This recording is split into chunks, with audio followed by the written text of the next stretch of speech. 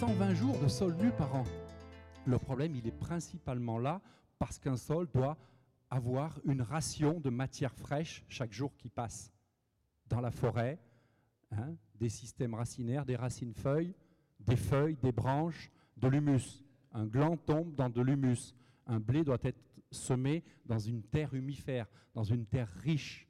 Et du coup, on sort bien de l'ère de la fertilisation vers l'ère de la fertilité, de l'ère du productivisme, parce qu'on l'a nommé, vers la productivité. Et on a à peu près 5% des agriculteurs qui font, on les a nommés, des intercultures, des doubles cultures, des couverts végétaux et de l'agroforesterie. On essaie, et ce n'est pas toujours simple, et c'est encore moins simple en agriculture biologique, parce qu'on a la concurrence de l'herbe, donc on fait des binages, des désherbages mécaniques, des faux semis, et je pense que tu y reviendras. Mais on essaie de faire en sorte que le sol soit le plus souvent possible couvert. En étant couvert, il est protégé. On a beaucoup insisté sur la photosynthèse. Le soleil ne doit jamais toucher le sol. C'est comme ça qu'on le détruit.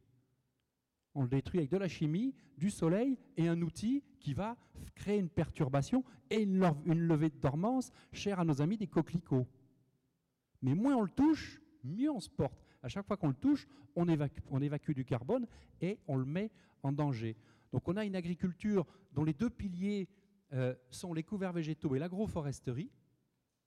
Et ces piliers, ils sont résumés dans une entité dont vous avez entendu parler, qui est l'agroécologie.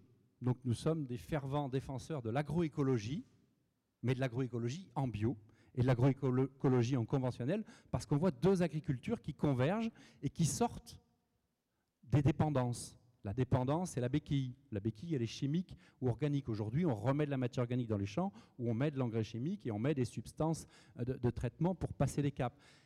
Et on se rend bien compte, après ces 30 ans d'expérience, un peu invisible parce que ça n'intéressait personne, l'agronomie, on se rend bien compte qu'on sort des produits de très haute qualité, avec une bonne valeur nutritive.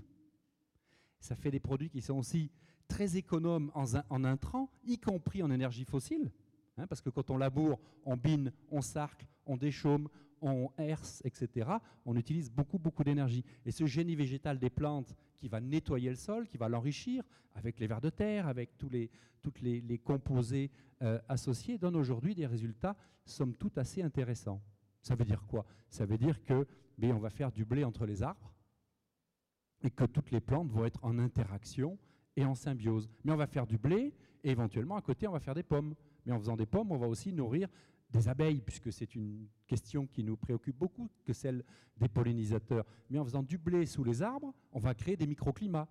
Et en faisant des microclimats, on va peut-être impacter le climat. Et c'est une boucle assez vertueuse, alors qui demande beaucoup d'ajustements. C'est pas simple, le bon arbre au bon endroit, dans les bonnes conditions, avec une bonne gestion, avec une gestion assez fine. Et on se rend compte, et le GIEC ne l'a pas vu encore, clairement, ça c'est un peu un problème, on se rend compte qu'on peut stocker énormément de carbone dans les sols agricoles. C'est monumental tout ce qu'on peut faire.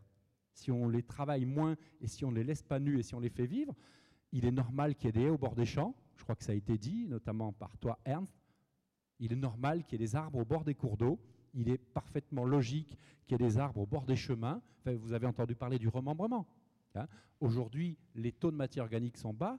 Dans toutes les agricultures, les rendements baissent et les coûts à produire augmentent. Donc ces techniques agroécologiques qui mettent l'arbre, puisque c'est un peu plus mon métier, du génie végétal, mettent l'arbre dans un schéma, l'arbre comme outil de production. On ne met pas l'arbre comme le sauveur, parce que mettre des arbres dans des déserts, c'est extrêmement difficile, mais mettre des arbres dans des sols couverts, dans des sols protégés, où les plantes sont en symbiose, ça donne aujourd'hui des résultats assez intéressants.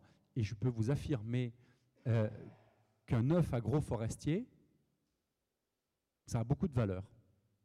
Un œuf agroforestier, ça a beaucoup de valeur. S'il est bio, c'est bien, mais alors s'il est bio et agroforestier, ça a 8 fois plus de valeur écosystémique. Parce que je suis sûr que la poule va avoir mangé des vers de terre, des insectes, des feuilles, de l'herbe, des fruits, des baies. Et qu'elle ne sera pas stressée, puisque le stress indexe des toxines, et qu'il y aura les bons omégas dans un jaune qui sera très structuré et très coloré. Voilà ce que l'on essaie de faire. Pour résumer cette question de l'agroforesterie, c'est simple, efficace et non punitif. C'est une agriculture qui est extrêmement positive et optimiste.